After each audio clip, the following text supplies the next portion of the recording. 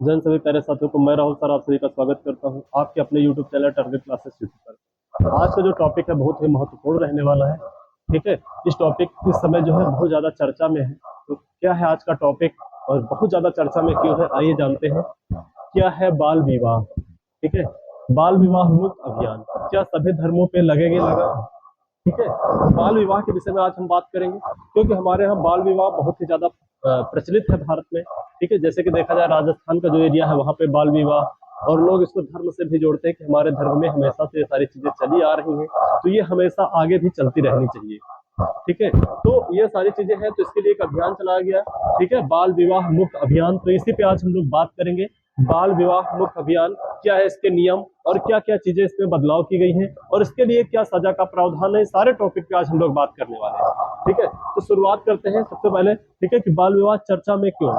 तो केंद्रीय महिला एवं बाल विकास मंत्री श्रीमती अन्नपूर्णा देवी ने नई दिल्ली में राष्ट्रीय अभियान बाल विवाह मुक्त भारत का शुभारंभ किया है। तो सबसे पहले आपको याद रखना है किसने किया है, महिला एवं बाल विकास मंत्री श्रीमती अन्नपूर्णा देवी ने इसकी जो पहल की है वो दिल्ली के अंदर से शुरुआत की है, और ये अब धीरे धीरे दिल्ली से शुरू होकर भारत के हर राज्य में यह अभियान चलाने का प्लान है कि भारत के 28 राज्य और 8 केंद्र शासित प्रदेशों में इसको चलाया जाए, लोगों को जागरूक किया जाए। बाल विवाह के खिलाफ एक सख्त कदम उठाने का ये जो है महिला बाल विकास मंत्री के द्वारा एक सख्त कदम उठाया गया है। ठीक है, आगे इसके जो प्रमुख बिंदु रहने वाले हैं उन पे हम बात करेंगे। इस अभियान का उद्देश्य देश भर में बाल विवाह की कुप्रथा जो चल रही है उसको समाप्त करना है। ठीक है, बाल विवाह को कुप्रथा कहना बिल्कुल गलत नहीं होगा, क्योंकि बाल विवाह जो है एक तरह से कहा जाए आज बच्चियों के लिए एक अभिश्राप है, क्योंकि उनका मानसिक और शारीरिक विकास हो नहीं पाता है, और लोग बचपन में उनकी शादियां कर देते हैं, जिसके कारण उसे आगे वाले समय में उन्हें बहुत सारी समस्याओं का सामना करना पड़ता है। ठीक है, तो इसलिए इस कुप्रथा को समाप्त करना ये बहुत ही जरूरी है। आगे बात करेंगे, यह युवा लड़कियों को सशक्त बनाने की दिशा में एक महत्वपूर्ण कदम है। इस कार्यक्रम में महिला एवं बाल विकास राज्य मंत्री श्रीमती सवित्री ठाकुर जी मौजूद थे। ठीक है, बाल विवाह मुक्त भारत पोर्टल का शुभारंभ किया गया। कार्यक्रम में बाल विवाह के खिलाफ शपथ ली गई। ठीक है, यहाँ पे लोगों ने शपथ ली कि हम लोग जो है बाल विवाह मुक्त भारत बनाएंगे। ठीक है, जैसे पोलियो मुक्त, मलेरिया मुक्त, वैसे ही करके यहाँ पर बाल विवाह मुक्त भारत बनाने की कसम यानी शपथ ली गई। ठीक है, आगे अगर हम बात करें, अभियान में नई शुरुआत जो है बाल विवाह मुक्त भारत पोर्टल, श्रीमती अन्नपूर्णा देवी ने बाल विवाह मुक्त भारत पोर्टल का भी शुभारंभ किया। एक पोर्टल भी लॉन्च किया गया है। यह पोर्टल एक अभिनव ऑनलाइन प्लेटफॉर्म है। यह नागरिकों को बाल विवाह की घटनाओं की रिपोर्ट करने, शिकायत करने और देश भर में बाल विवाह निषेध अधिकारियों के बारे में जानकारी प्राप्त करने में सक्षम बनाता है। अगर आगे बात करें, यह पोर्टल नागरिकों को सशक्त बनाने और बाल विवाह निषेध अधिनियम 2006 को लागू करने की दिशा में एक महत्वपूर्ण कदम उठाया गया है इस पोर्टल के माध्यम से। ठीक है, अगर बात करें, मंत्री जी ने महिला सशक्तिकरण की दिशा में दी गई महत्वपूर्ण प्रगति पर जोर दिया। ठीक है, उन्होंने जन्म के समय लिंगानुपात में सुधार का हवाला दिया। ठीक है, जो लिंगानुपात में जैसे कि हम देखते हैं एक बहुत अच्छा कदम था, जो चेकअप पे रोक लगी हुई है। ठीक है, जैसे लोगों को पता चलता है कि जो है हमारे घर यानी एक बच्चा आने वाला है, तो लोग है बहुत ज्यादा खुशी का माहौल होता है, और जैसे ही सुनते कि हमारे घर बच्चे का जन्म होने वाला है, लोग उसका डिवोर्स, बहुत सारी चीजें जो होती हैं, अबॉर्शन वगैरह। ठीक है, और एक लोगों के चेहरे में जो चमक होनी चाहिए वो चमक गायब हो जाती है। ठीक है, हालांकि ऐसा नहीं है, जिससे क्राइम भी बढ़ रहा है। लिंगानुपात जितना भारत में कम हो रहा है उतना ही ज्यादा क्राइम भी बढ़ रहा है, ये आप सारे लोगों को पता है। ठीक है, तो लिंगानुपात सुधार का हवाला भी दिया गया है यहाँ पर, और यह वर्ष 2014-15 में 918 से बढ़कर वर्ष 2023-24 में 930 हो गया। ठीक है, उन्होंने इस बात की भी पोस्ट करते हुए कहा कि बाल विवाह निषेध अधिनियम 2006 के तहत 18 वर्ष से कम आयु की लड़कियों और 21 वर्ष से कम आयु के लड़कों को विवाह पर सख्त प्रतिबंध है। ठीक है, अगर ऐसा यानी कि 18 साल से नीचे अगर लड़की है और 21 साल से नीचे अगर लड़का है, अगर ऐसी जानकारी सरकार की किसी के खिलाफ मिलती है तो उसके खिलाफ सख्त कार्रवाई की जाएगी, कठोर दंड देने का प्रावधान भी बताया। आगे कहा गया, और इसका उल्लंघन करने वाले के लिए कठोर दंड का प्रावधान है, यानी जो भी बाल विवाह के खिलाफ या बाल विवाह को बढ़ावा देगा उसके खिलाफ सख्त कार्रवाई की जाएगी, अगर इसकी जानकारी सरकार को या कानून को मिलती है तो। आगे बात करें, केंद्रीय मंत्री ने पिछले वर्ष 1 लाख से अधिक बाल विवाह रोकने में मिली सफलता में भी प्रकाश डाला। लगभग बताया है उन्होंने कि हम लोगों ने पिछले वर्षों में लगभग 1 लाख से ज्यादा बाल विवाह को रोकने में सफल हुए हैं। ठीक है, और बाल विवाह दरों में वैश्विक कमी में भारत के योगदान को स्वीकार किया। ठीक है, जो बाल विवाह हमारे यहाँ चल रहा था उसमें काफी कमी पाई गई, इसको भी उन लोगों ने स्वीकारा। इसे संयुक्त राष्ट्र द्वारा भी मान्यता दी गई। संयुक्त राष्ट्र ने भी मान्यता दी है कि बाल विवाह को एकदम भारत में रोकना चाहिए और इसके खिलाफ सख्त कदम उठाना चाहिए। ये जो है संयुक्त राष्ट्र के द्वारा भी ये बात कही गई। इस अधिनियम का उद्देश्य हमारी बेटियों को वह शिक्षा, ठीक है, शिक्षा, स्वास्थ्य और सुरक्षा प्रदान करके सशक्त बनाना है जिसकी वे हकदार हैं।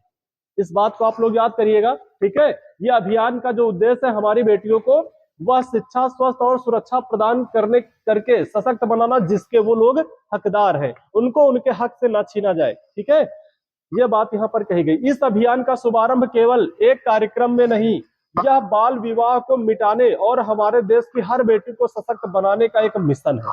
ठीक है, भारत की यानी कि जितनी भी भारत की बेटियां हैं वो हर बेटी जो है लड़कों की तरह सशक्त हो, ये कदम हमारे केंद्रीय मंत्री जो है बाल विकास एवं महिला मंत्री है उनके द्वारा ये कदम उठाया गया। अगर बात करें, हमें यह सुनिश्चित करना चाहिए कि हर लड़की शिक्षित, सुरक्षित और अपने सपनों को पूरा करने के लिए स्वतंत्र हो। ठीक है, आप लोगों ने देखा होगा अगर बच्चों को देखा जाए तो बच्चों को चाहे वो इलाहाबाद, लखनऊ, दिल्ली, कोटा कहीं भी पढ़ने के लिए जाए, लोग उन्हें पढ़ने के लिए भेज देते हैं, उनके ऊपर पैसा भी खर्च करते हैं और उनको स्वतंत्रता भी देते हैं। लेकिन हमारे यहाँ अगर ग्रामीण इलाकों में देखा जाए तो बच्चियों को बस इंटर करवाते हैं, इंटर के बाद ग्रेजुएशन भी सही से नहीं हो पाता। जो परिवार थोड़ा सा जागरूक है वो लोग तो करवाते हैं, बाकी नहीं। उसके साथ साथ और ग्रेजुएशन भी हो गया लेकिन बाहर अपने बच्चों को पढ़ने दिल्ली, इलाहाबाद, राजस्थान जैसे शहरों में बहुत ही कम लोग भेज पाते हैं। ठीक है, तो यही बात यहाँ पर कही गई है कि जो है लड़की शिक्षित, सुरक्षित और अपने सपनों को पूरा करते। हो सकता है लड़की का कोई सपना हो लेकिन वो सपना नहीं पूरा कर सकती क्योंकि घर वाले उसे पढ़ने की इजाजत नहीं देते हैं। आगे अगर बात करें, हम वर्ष 2047 तक विकसित भारत की दिशा में काम कर रहे हैं, इसलिए हम हर लड़की को सशक्त बनाने और बाल विवाह को रोकने के लिए एकजुट हों। यानी हम सबसे यह अपील की गई है कि बाल विवाह की जो कुप्रथा जो हमारे भारत में प्रचलित है, इसके खिलाफ हम सारे लोग मिलकर एक लड़ाई लड़े। ठीक है, और इस बाल विवाह को रोकने में एक अहम भूमिका निभाए। ये हम और आप सबसे यह अपील की गई है केंद्रीय मंत्री के द्वारा। क्यों शुरू हुआ अभियान, इस पर हम बात करेंगे। क्या जरूरत पड़ी इस अभियान को शुरू करने की? यह अभियान 25 नवंबर अंतर्राष्ट्रीय महिला विरोधी हिंसा उन्मूलन दिवस से 10 दिसंबर मानवाधिकार दिवस तक चलाने वाले वैश्विक आंदोलन लिंग आधारित हिंसा के खिलाफ 16 दिवसीय कार्यक्रम के रूप में शुरू किया गया। ठीक है, ये 16 दिवस का एक कार्यक्रम है जिसको शुरू किया गया 25 नवंबर से और 10 दिसंबर तक जारी रहेगा। ठीक है, और इसी बीच में लोगों को जो है लिंग को लेकर जो भेदभाव है महिला पुरुष को लेकर, उसके खिलाफ ये कार्यक्रम चलाया गया है। बेटी बचाओ बेटी पढ़ाओ जैसी प्रमुख पहलू की सफलता के आधार पर यह अभियान बाल विवाह के खिलाफ सामूहिक कार्रवाई को प्रेरित करना चाहता है। जैसे कि आपने देखा होगा हमारे यहाँ मुहिम चलाई गई थी बेटी बचाओ बेटी पढ़ाओ, तो उसी आधारित मुहिम पे ये कार्यक्रम चलाया गया है, बाल विवाह को रोकने वाला कार्यक्रम। अगर हम आगे बात करें बाल विवाह मुक्त भारत अभियान, इसकी अगर बात करें, यह सभी नागरिकों से बाल विवाह का सक्रिय रूप से विरोध करने का आह्वान करता है। ठीक है, यानी जो सभी लोगों से अपील की जा रही कि आप लोग बाल विवाह का विरोध करें, आह्वान करें। जो ये बाल विवाह हमारे यहाँ प्रचलित है, यह पहला महिला एवं बाल विकास मंत्रालय और विभिन्न अन्य मंत्रालय के बीच एक संयुक्त प्रयास है। ठीक है, एक प्रयास किया गया है। अब ये प्रयास सफल होना चाहिए, ये हम और आप सबकी जिम्मेदारी है। ठीक है, अगर आगे बात करें, इस उद्देश्य की पूर्ति को लेकर अपनी प्रतिबद्धता दिखाने के लिए देश भर के जिलों में सीएम पीओ ने इस कार्यक्रम में भी भाग लिया है। ठीक है, जितने भी सीएम है और भी जितने लोग हैं, बड़े बड़े अधिकारी हैं, बड़ी बड़ी पदों पर, संवैधानिक पदों पर बैठे हुए लोग हैं, उन सारे लोगों ने इस कार्यक्रम में भाग लिया है। ठीक है, इस कार्यक्रम में बाल विवाह के खिलाफ लड़ाई में अग्रणी रहे लोगों के साथ ऑनलाइन बातचीत भी की गई। जो लोग इसमें कार्य कर रहे हैं, जो लोग इसमें अग्रणी भूमिका निभा रहे हैं, उनसे ऑनलाइन भी बातचीत की गई है कि इसको और बेहतर कैसे बनाया जाए और अच्छे से कैसे रोका जाए। इन चैंपियनों ने अपने अनुभव साझा किया और दूसरों को इस आंदोलन में शामिल होने के लिए प्रेरित किया। ठीक है, वो तो खुद शामिल हुए और बाकी लोगों को भी इस आंदोलन में, इसमें भाग लेने के लिए कहा गया। ये चीज बात यहाँ पे बताई गई है। शपथ ग्रहण, इसको लेकर शपथ ग्रहण भी हुआ है। बाल विवाह को रोकने के लिए एक शपथ ली गई है। तो क्या है शपथ ग्रहण, इस पे बात करते हैं। इस कार्यक्रम में देश भर से लगभग 150 जिला कलेक्टर, जिला प्रशासन, गैर सरकारी संगठनों, पंचायत, स्कूलों और स्थानीय निकायों के अधिकारी शामिल हुए। ठीक है, बहुत सारे लोग, स्कूल के टीचर और जितने संगठन है, ठीक है, स्थानीय लोग हैं, जिला प्रशासन है, जिला कलेक्टर है, जितने भी लोग हैं, सारे लोगों ने इसमें हिस्सा लिया। ठीक है, इस मंत्रालय के यूट्यूब चैनल पर लाइव स्ट्रीम किया गया। ठीक है, जो हमारा महिला एवं बाल विकास मंत्रालय है, इनके यूट्यूब चैनल पर लाइव स्ट्रीम किया गया। 82,000 से ज्यादा दर्शकों ने देखा। ठीक है, इसमें लगभग 82,000 जो दर्शक थे वो लाइव इसको देख रहे थे, इस कार्यक्रम को देख रहे थे। ब्रॉडकास्ट के जरिए बाल विवाह के खिलाफ शपथ ग्रहण समारोह में 5 लाख से ज्यादा लोग ऑनलाइन हिस्सा बने। ठीक है, इसमें जो है 5 लाख से ज्यादा लोग जो है ऑनलाइन भी हिस्सा इसका बने रहे। अगर आगे हम बात करें क्या है बाल विवाह, ठीक है, तो कानून के अनुसार, अगर आपसे हो सकता है दिमाग में चल रहा हो कि क्या है बाल विवाह, तो कानून के अनुसार निश्चित आयु से पहले किसी भी बच्चे का विवाह, यानी नाबालिग उम्र में बच्चे का विवाह कर देना बाल विवाह होता है। ठीक है, फिर से वही बात है, यानी 18 साल से कम एज की अगर लड़की है उसका विवाह किया जाता है तो वो जो है बाल विवाह के अंदर आ जाएगा, यानी बाल विवाह में वो आ जाएगी। 21 साल के नीचे अगर लड़का है वो भी बाल विवाह में आ जाएगा। अगर बात करें, प्रत्येक देश में बच्चों के बालिग होने की आयु निश्चित की गई है, उससे पहले विवाह होना बाल विवाह कहलाता है। जो देश की सरकारों के द्वारा, संविधानों के द्वारा जो निर्धारित की गई एज है, उससे पहले अगर किसी की शादी होती है तो वो सारी चीजें जो है बाल विवाह के अंतर्गत ही आ जाएंगी। इस प्रथा का शिकार ज्यादातर लड़कियां होती हैं, क्योंकि कई मामलों में देखा गया है कि लड़कियों की उम्र बहुत ही कम होती है और लड़कों की उम्र उनके मुकाबले बहुत ही ज्यादा होती है। आपने देखा होगा, लड़का अगर 25 साल का हो गया है तो बहुत ज्यादा लोग टेंशन नहीं लेते हैं, 30-30 साल तक लड़कों की शादी आराम से हो जाती है। लेकिन लड़की जैसे ही 15 साल की होती है, घर वालों को चिंता सताती है कि कितना जल्दी हम शादी करके अपनी लड़की की शादी करें और हम छुट्टी पा जाएं। ठीक है, आपने देखा होगा 25 साल का लड़का होता है तो उसको टेंशन नहीं होती, लेकिन 15 साल की अगर लड़की होती है तो घर वालों को चिंता होती है। ठीक है, यही बात यहाँ पर कही गई है। ठीक है, और एक चीज ये भी देखा गया है, लड़कियों की एज बहुत कम होती है और लड़के उनके दोगुना एज के होते हैं, उनकी भी शादी होती है। तो ये कहाँ का रूल है, ये भी तो देखना चाहिए। ये बात यहाँ पर बताई गई है। भारत में कानूनी दृष्टि से 18 वर्ष से कम आयु के लड़की और 21 वर्ष से कम आयु के लड़कों का विवाह करना बाल विवाह की श्रेणी में आता है। ठीक है, अगर बात करें बाल विवाह का इतिहास, ठीक है, जो बाल विवाह का इतिहास रहा है तो वो इतिहास क्या रहा है उस पर भी एक बार हम लोग बात करते हैं। वैदिक काल में 8 से 10 साल की छोटी लड़कियों की शादी बड़े पुरुषों से कर दी जाती थी। ये वैदिक काल की हम बात कर रहे हैं। मध्यकाल में भी बाल विवाह की प्रथा जारी रही और फैलती भी गई। ठीक है, और प्राचीन भारत में बाल विवाह को एक आदर्श माना जाता है। ठीक है, बाल विवाह को एक आदर्श माना जाता था। यह प्रथा परिवारों और जनजातियों के बीच संगठन को सुरक्षित करने का एक तरीका भी था। ठीक है, तो समुदाय या दो कबीलों के बीच में बाल विवाह से ही पुराने जो दुश्मनियां चली आती थी उनको भी खत्म करने का एक माध्यम माना गया है। ये बात यहाँ पर आपको बताई गई है। हाँ, आगे बात करेंगे बाल विवाह को लेकर भारत का कानून क्या है।